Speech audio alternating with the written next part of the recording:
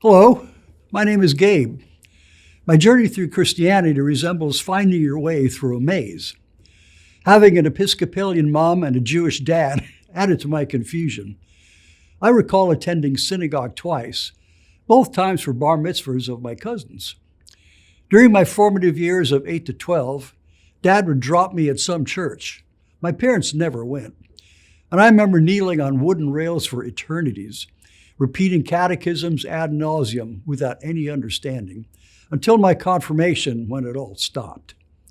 I never received any reinforcement of faith or purpose from family or church body. That is, no community involvement.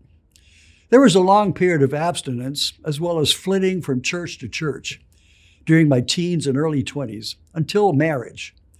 My first wife was Mormon and sought to re-embrace her faith primarily because of our children. I went along, and after several weeks, an elder requested I share my testimony during a Sunday fast and testimony session. I said I didn't have one. He replied, "All you have to do is say that you believe in our one true prophet and that our church is the only true church. The more you repeat it, the more you'll believe." "Well," I replied, "that sounds like an indoctrination rather than a testimonial from my heart." I politely declined. Again, I was on my own to evolve my relationship with God. It wasn't until years later, when my new wife, Pat, and I began attending Bethel, that I realized how much the church community, yes, all of you listening to me now, is indispensable in shaping each other into the image of God. To paraphrase Ephesians 2:19 through 20, we are no longer strangers, but members of God's family, carefully joined together in Him. I still experience labor pains, but now I belong to several groups who have opened their arms and embraced my questions, doubts, and praises. One such group meets at dark 6 a.m. hour on Fridays.